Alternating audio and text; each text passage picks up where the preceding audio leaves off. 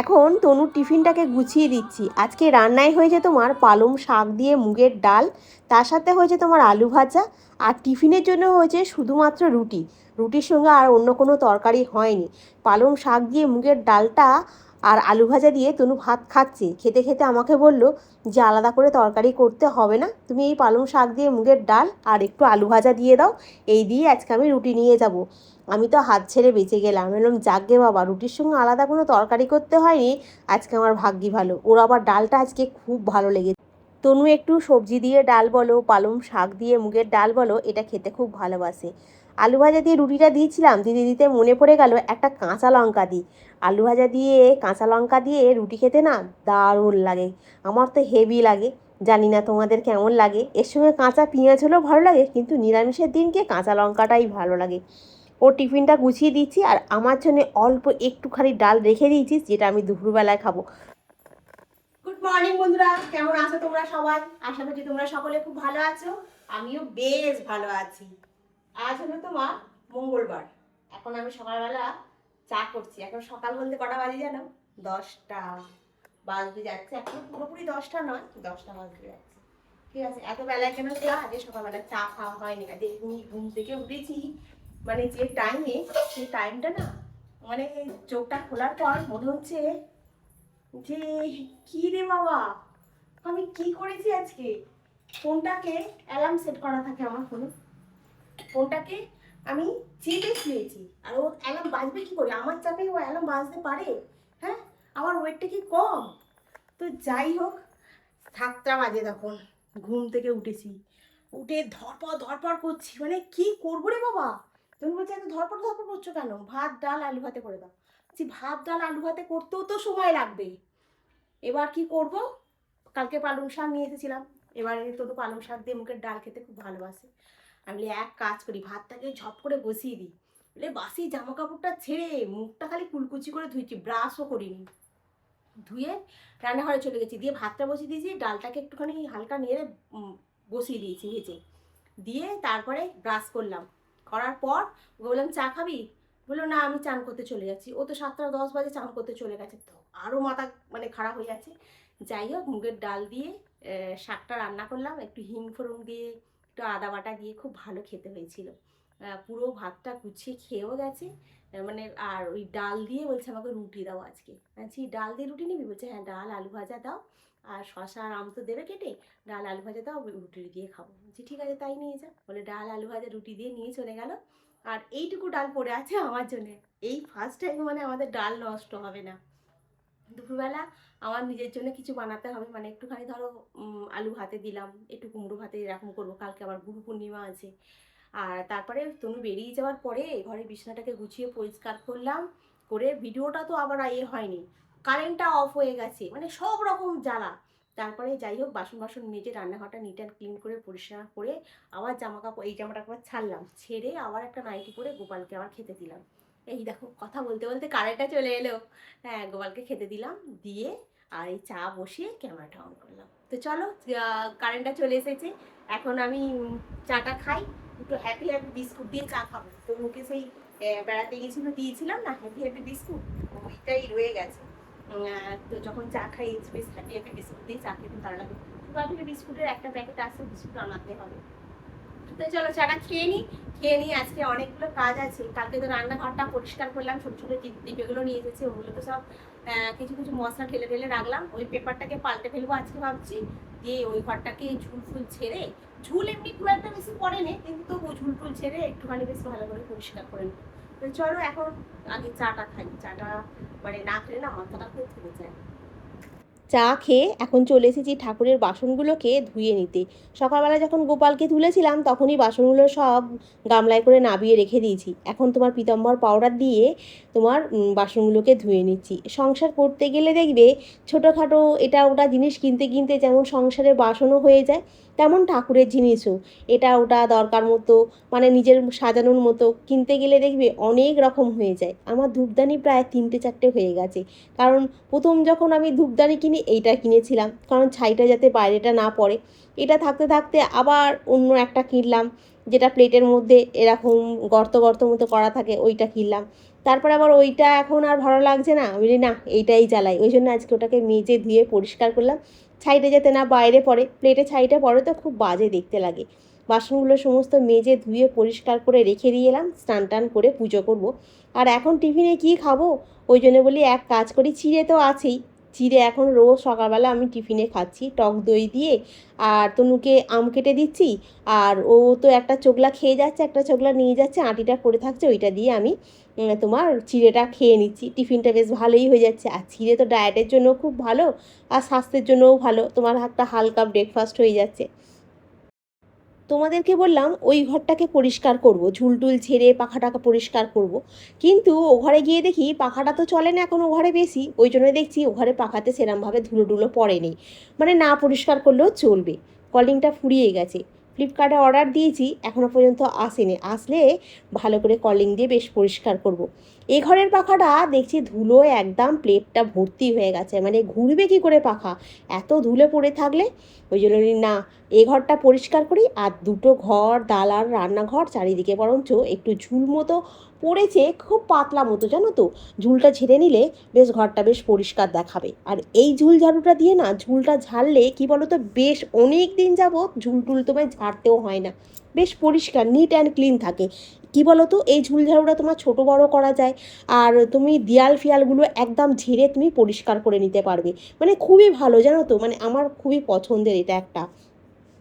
আগের দিনের ব্লগেতে মাধুরা মুখার্জি বলছিলে যে তনুকে তুমি মানে অত ছোট প্যান্ট কেন পরিয়ে দেখাচ্ছ, ওটা ছোট প্যান্ট নয় ভাই, ওটা তোমার বারমুন্ডা, ওটা তোমার হাঁটুর নিচ পর্যন্ত থাকে, বাড়িতে তো ওটা একটুখানি আরামদায়ক। এমনিতেই তনু ক্যামেরাতে সামনে আসতে চায় না, ও একটু রেগেই যায়, বলে আমাকে তুমি দেখাবে না ক্যামেরাতে। ফুচকাটা খাওয়ার সময় প্যান্টটাকে হয়তো একটুখানি সামান্য টেনে বসেছে, আমারই ক্যামেরাটা করাটা ভুল হয়ে গেছে, কারণ আমার শুধু খালি মুখটাই দেখানো দরকার ছিল। তো যাই হোক, এটা আমি সবসময় মাথায় রাখবো এবার থেকে। জয়ী কমেন্ট করে বলেছো যে তোমার কথাগুলো শুনতে খুব ভালো লাগে, আমিও তোমার কমেন্ট পেয়ে খুব ভালো লাগলো।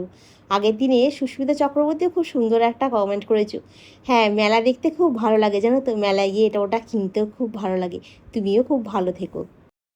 পাখা থেকে তো এক গাদা ধুলো বেরোলো, তারপরে আবার ঝুল ঝাড়লাম, দিয়ে এখন তোমার ঘর দালানটা ভালো করে ঝাঁট দিয়ে পরিষ্কার করলাম। আর এই এখন এই ধুলোটাকে এরম চেপে নিয়ে বের করে দিই জানো তো, ঠাকুরের সামনেটা থাকে তো ওইখানটা আমি আর ঝাঁট দিই না, ওইটাকে ঝাঁটা দিয়ে চেপে ধরে বের করে দিই। ঘর দালান রান্নাঘর ওই ঘরটা সমস্ত জায়গায় আজকে ঝুল টুল ঝেড়ে একদম পরিষ্কার করে নিয়েছি, নিয়ে এবার তোমার ঘর দালানটা ভালো করে একটুখানি একটু ভিনিগার দিচ্ছি এখন জলেতে, তারপরে একটুখানি নিম অয়েল দিচ্ছি, দিয়ে ভালো করে ঘর দালানটা পরিষ্কার করে মুছছি। কারণ তোমাদেরকে বললাম না, ভিনিগার দিলে কি বলো তো, পোকামাকড়গুলো হয় না জানো তো, মাছি টাছিগুলো হচ্ছে না। আর নিম অয়েলটা তো খুবই ভালো ফিনাইল হিসাবে, সব দিয়ে বেশ বর্ষাকালে ঘর তোর পরিষ্কার করে মুছে রাখলে না বেশ সুন্দর একটা ফ্রেশনেস ব্যাপারটা থাকে জানো তো। সমস্ত কিছু ঘর বাড়ি পরিষ্কার হয়ে গেল, স্নান টান করে ফুলগুলো তুলে নিয়ে চলে এলাম। আজকে ঠাকুরকে পুজো করব আমি, সমস্ত ঠাকুরকে স্নান টান করিয়ে। আজকে কাছে অনেক কটা ফুল ফুটেছে, বেশ ফুলগুলো দেখে মনটাও বেশ খুব মানে ভরে গেল জানো তো। আর এই এখন আলু সেদ্ধ দিয়েছি আর টমেটো সেদ্ধ দিয়েছি, আলু সেদ্ধ টমেটো সেদ্ধটাকে তোমার একটু তেল লঙ্কা করে মাখবো, মেখে ভাত দিয়ে খাবো, কারণ হচ্ছে সকালবেলা তো যা ডাল করেছিলাম অল্প একটু ডাল পড়ে আছে, আর আলু ভাজাটাও নেই, এবার কী দিয়ে খাবো আমি, একটু আলু সেদ্ধ হলে ঘি দিয়েই আমার ভাত খাওয়া হয়ে যাবে। অল্প একটু ডাল আছে, অসুবিধা কিছু হয়নি খাওয়ার সময়, আর সাথে একটুখানি টক দই নিয়ে নিয়েছিলাম, বেশ ভালোই লাগছিলো খেতে। মুগের ডাল এইটুকু আছে, ঠিক আছে, এই যে আলু হাতে ভাত, আর শশা দিয়েছিলাম তনুকে, এই শশাটা 4-5টা টুকরো আমি এখন নিজেও খাচ্ছি। খাবার টেবিল পরিষ্কার করার জন্য আজকে একটা ভালো টিপস দিই। একটু ভিনিগার নেবে, একটু জল নেবে, ভিজে কাপড় দিয়ে ভালো করে তুমি মুছে নিয়ে একটু শুকনো কাপড় দিয়ে মুছে নাও, খাবার টেবিলে কোনো দিন দাগ ছোপ পড়বে না। রথটাকে আজকে ঠাকুরের জায়গা থেকে বার করে নিয়ে এসেছি, এটাকে আবার মানে এই চিকচিকে কাগজগুলোকে খুলে আবার প্যাকেটে করে বেঁধে, আর ওই যে আলমারির মাথায় যে সিংহাসনটা আছে পুরাতন, ওই সিংহাসনের ওইখানটাতে সামনেটাতে রেখে দেবো। আর এই ভাত খাওয়া হলো, ভাত টাত খেয়ে আর আমি জামা কাপড়গুলো শুকনো করতে দিলাম ব্যালকনির কাছে। সকাল থেকে দমকা দমকা বৃষ্টি আসছে, সকালবেলা রোদ্দুর দেখলাম, বাহ আজকে বেশ সুন্দর রোদ্দুর উঠেছে। তো তাও সব কটা চাদর কাচবো না, কারণ শুকনো করতে দেওয়া তো জায়গা পাবো না, একটা চাদর কাচি। আর বাকি তো নাইটি আছে, বালিশের কভারগুলো কেটেছি, তনুর অফিসের জামা, আর কালকে মেলায় পরে গেছিলাম ওই জামাটার প্যান্টটা কেচে দিয়েছি। কারণ রাস্তায় বেরিয়েছি তো, আর এখন আমার এরকমই হয়ে গেছে গো, রাস্তায় বেরোলে মানে কীরকম একটা গা ঘিন ঘিন করে। আর তারপরের দিনকে আমি আবার ওটাকে কেচে না হলে আমি আল্লায় রাখতে পারছি না এখন। যাই হোক, বয়স বাড়ার সাথে সাথে মনে হয় এলাম পিঠ পেটানি ব্যায়ামটা এসে যাচ্ছে। আর ওই কেচে ধুয়ে শুকনো করতে দিলাম, এখনো বাসনগুলো মাজিনি। কারেন্টটা তো সকাল থেকে যাচ্ছে আর আসছে। সকালবেলা ভিডিওটা আপলোডে বসালাম, সে 80% হয়ে গেল, কারেন্টটা পুট করে চলে গেল। আবার তো নতুন করে চালু হয়ে গেল, ওইখান থেকে তার হচ্ছে না, যাচ্ছি যখন তো 1 ঘন্টা থেকে যাচ্ছে, আর আমি তো ফোনে কাট ভরি না। খুব সমস্যা হচ্ছে, সকাল থেকে এই হচ্ছে। তারপরে ফোনে চার্জ ফুরিয়ে যাচ্ছে, সেটা একটা সমস্যা। আর ভিডিও আপলোড করে না দিলে কি বলতো, আমি আমার নতুন করে যে ভিডিও বানাবো না, সে বানাতে পারি না, কারণ আমার ফোনে তো স্টোরেজ কম। অনেক সমস্যা জানো তো। আর আজকে ঠাকুরের স্থানটা বেশ ভালো করে পরিষ্কার করে গুছিয়ে আগে পুজো করলাম। অনেকগুলো দিন পর তো ঠাকুরের সিংহাসন নামিয়ে ঠাকুরদের স্নান টান করে পুজো করেছি, একটু সময়ও লেগেছে আজকে। আর সব বাসনগুলোকে আজকে মেজে ধুয়ে পরিষ্কার করেছি, আবার মানে পিতাম্বর পাউডার দিয়ে। ওই জন্য অনেকটা আজকে সময় লেগেছে। মানে ভাত খেতে বসলাম তখন 3টের সময়, মানে তখন যে ক্যামেরাটা অন করে কথা বলবো, মানে এত পেটের মধ্যে ছুঁচোয় ডন মারছে কি বলবো। তো চলো এখন আমি রাখি, এখন ওই তোমার বাসনগুলো মাজলে দুপুরের কাজ মোটামুটি কমপ্লিট হবে। তারপরে 10 মিনিট একটু বসবো, বসে আর এ করবো কি বলে যেন, আবার রাতের কি আইটেম হয় এখন সেটা এখন ভাবনা চিন্তা করতে হবে। দেখতে দেখতে সন্ধে হয়ে গেল। আজকে একটা কথা বলি, সংসার চালানো না এত সহজ নয়। বাইরে থেকে দেখলে মনে হয় সব ঠিক আছে, কিন্তু ভেতরে কত হিসাব, কত চিন্তা, এটা আমরা সবাই জানি। অনেক সময় মনে হয় টাকা আসছে কিন্তু থাকছে না। তখন বুঝি শুধু আয় করলেই হয় না, ঠিকঠাক মতো চালানোটাও খুব জরুরি। আমার নিজের লাইফে একটা জিনিস শিখেছি, ছোট ছোট নিয়ম মেনে চললে সংসারে একটু একটু করে মানে সব ঠিক হয়ে যায়। বিশেষ করে রান্নাঘর আর টাকা রাখার জায়গা, যেমন ধরো আলমারি, ড্রয়ার সবসময় পরিষ্কার রাখো। নোংরা থাকলে খরচ বাড়বে, মনটাও অস্থির হয়ে যাবে। প্রতিদিন মানে সন্ধ্যাবেলা একটা করে প্রদীপ, লবঙ্গ, কর্পূর এগুলোকে জ্বালাও, মনের মধ্যে একটা পজিটিভ এনার্জি আসবে। অযথা মানে খরচ করো না, মানে অল্প অল্প করে মানে সঞ্চয় করারও চেষ্টা করো। প্রতিদিন যদি 20 টাকা 50 টাকা করে যদি রাখা যায় না, মাস গেলে ধরো হাতে 600 টাকা থেকে 1500 টাকা পর্যন্ত হাতে জমতে থাকে। নিজেকে সবসময় পজিটিভ রাখার চেষ্টা করো। আর যারা দেখো সবসময় সেই ভুলভাল কথা বলে, মানে খারাপ কথা বলে, তাদের থেকে একটুখানি নিজেকে এড়িয়ে চলো। শেষে একটাই কথা বলবো, সংসারের উন্নতি একদিনে হয় না, ধীরে ধীরে ছোট ছোট করে চেষ্টায় তবেই গিয়ে উন্নতি হয়। অনেক দিন আগে আমি একটা সংসারের হিসাব নিয়ে খরচের আমি ভিডিও শেয়ার করেছিলাম। সেখানে আমাকে এক বন্ধু কমেন্ট করেছিলে যে সংসারে টাকা রাখতে গেলে সংসারের উন্নতির জন্য কিছু টিপস বলো। তো সেই জন্যই আজকে তোমাদেরকে একটু শেয়ার করলাম। এখন তো আমি রেগুলারই এই টিপসগুলো মেনে চলি, তোমাদের সাথেও শেয়ার করি। সব দিন না হলেও আগে তো রেগুলারই করতাম, মধ্যিখানে একটুখানি কাজের চাপে এতে বন্ধ হয়ে গেছিলো, আবার নতুন করে চালু করেছি। আর এই এখন রান্নাঘরে চলে এলাম, আটা মাখলাম। আটা মেখে তনুর দুটো আমার দুটো রুটি করছি, আর কিছুটা আটা মাখা রেখে দিয়েছি, কালকে সকালে তোমার টিফিন হবে। আর আজকে রান্নায় হয়েছে তোমার পনির। পনিরটা হয়েছে তোমার একটু চারমগজ বাটা, একটুখানি তোমার আদা আর টমেটো দিয়ে, ঠিক আছে, এর মধ্যে আলু দিইনি, বেশ ভালোই খেতে হয়েছিল। নামানোর সময় একটুখানি তোমার বাটার দিয়ে দিয়েছিলাম।